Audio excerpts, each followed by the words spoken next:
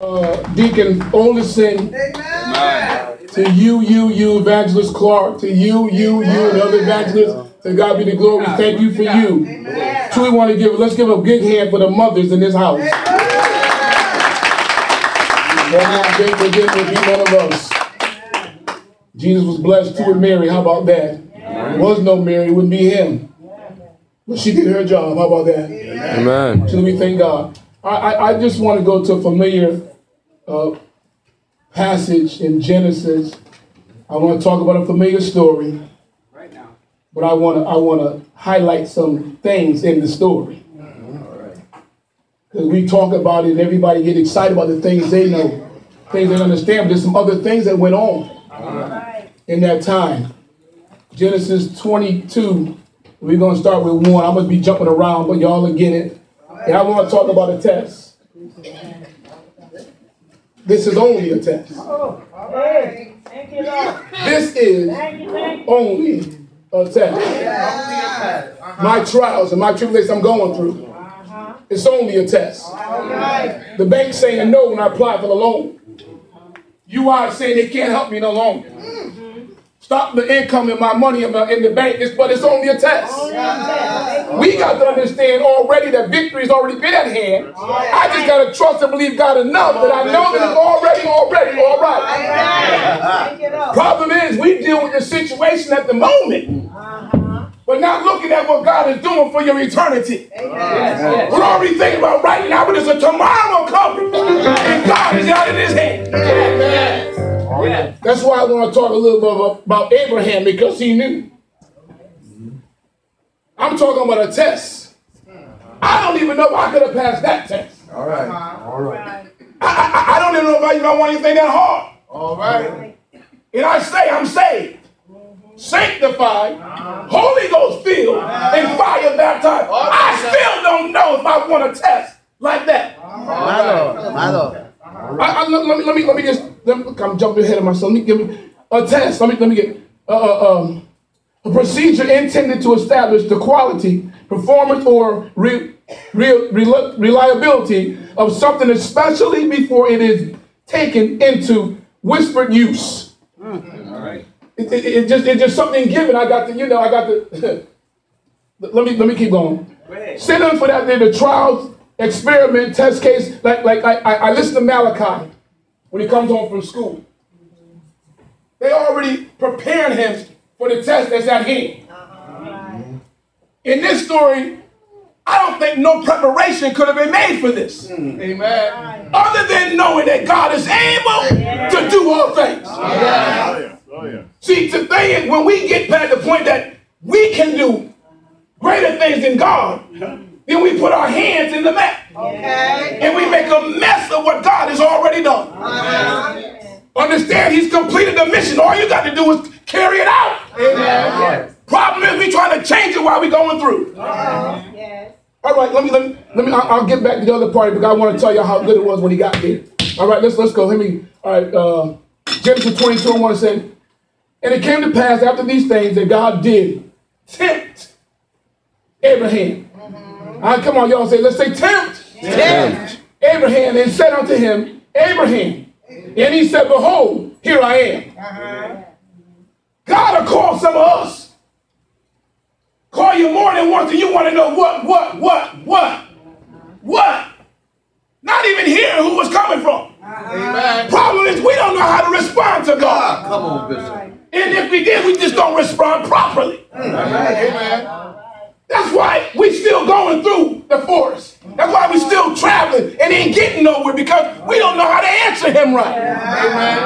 Amen. We so used to saying it just ignorantly that we think we're doing something. All right, let me keep going, because I'm going somewhere with this. First thing we got to understand that, I guess Abraham said unto him, behold, here I am. You got to be in a place where you're so humble when God is trying to talk to you that you will hear what God is trying to say to you. Problem is, we already know before he called us, I already know what I'm going to do. Rather than doing the will of God and getting further than where you are right now. That's our problem. Now we want to blame God because we're nowhere. But I'm trying to help you get there. If only you listen. All right, okay, let me keep going. I'm going to try to get there.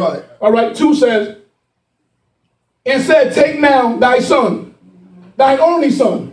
Listen to this again. He said, and take now thy only son, Isaac, whom thou lovest, and get thee into the land of Moriah, and offer him there for a burnt offering upon one of the mountains which I will tell thee of. Now, I got a problem already.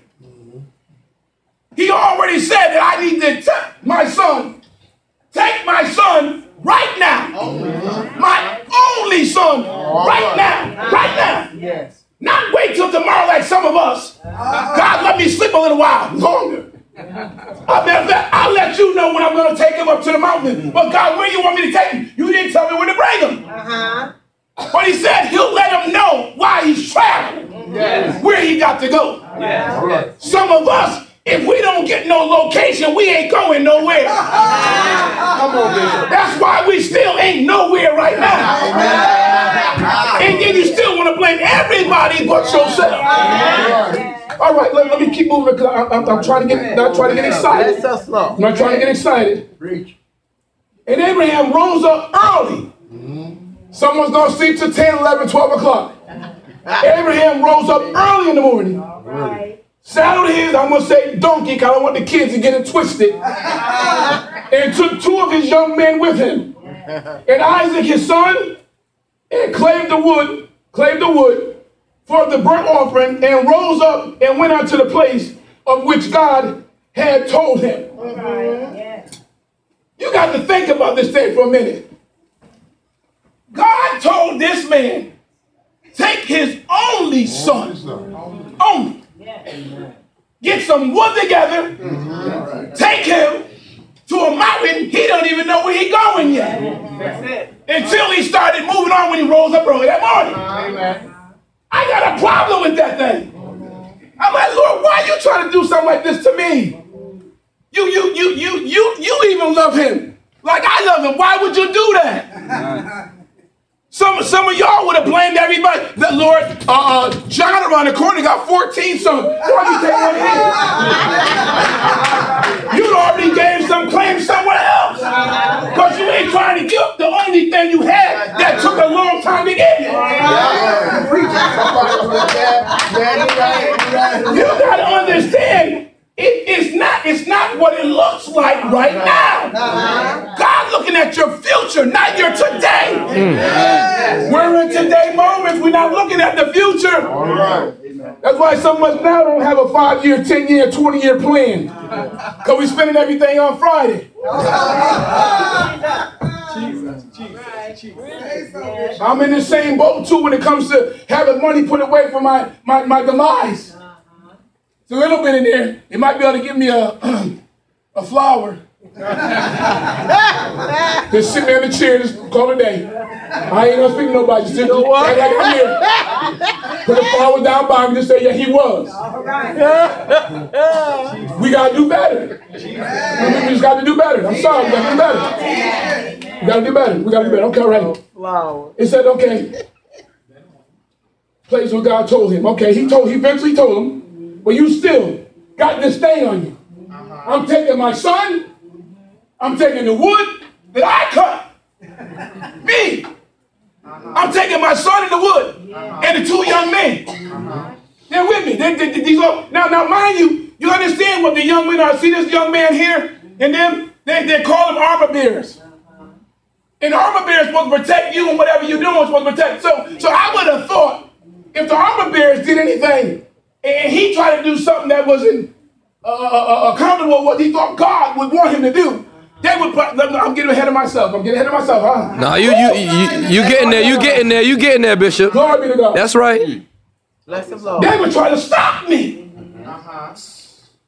You got to understand there's a blessing when God say do. And when you do it right now, there's a blessing. Some of us, we do it. But when we get ready, then we miss the blessing. There's a time in between when I tell you and when you do it. The doesn't dictate what you get at the end of it. Come on, Bishop. All right, let me turn move it down. We're at 5. I'm at 4. I'm sorry. Let me get ahead. Then on the third day, Abraham lifted up his eyes, and saw the place afar off. That's where God told him to go now. I don't know about y'all, but I've seen that mountain afar off, and like, you know what? That mountain gonna stay that far. Lord, I believe you. I trust you. I don't think I want to make it to the mountain, God. But still, Abraham. He said, if God said it, I believe it. That settles it. We got to have a settling mind and a settling spirit when it comes to God speaking to us. Problem is we got too many folk speaking to us. We hear too much from everybody else. Come on. We ain't got time for God. Come on. My fast day should be sanctioned for me and God. Not for the television, the telephone, my food recipe at this time. Instead, we hearing everybody else what they got to say. All right, okay. Now I'm on 5, right? All right. Y'all forgive me. I'm not going to do them all. Woo, glory. But I'm feeling good right now. Yes, Jesus. 5 said, and Abraham said unto his young men, abide ye here with the donkey, and I and the lad will go yonder and worship and come again to you. Y'all, did y'all hear that? Did you hear that? Let me say it again. It said here, and Abraham said unto his young men, stay here with the donkey, and I and the lad will go yonder and worship and come again to you. I don't know if Abraham was going around prophesying to folk or not. But I know he prophesied right there. Understand what I'm saying here. Abraham was told from God. Yes. Get up right now. Take your son. I want you to make him a sacrifice, the burnt offering, and I need you to get the wood together. He's got the wood together. He got his son. And he was also told that I'm going to tell you later where you need to go. Yes.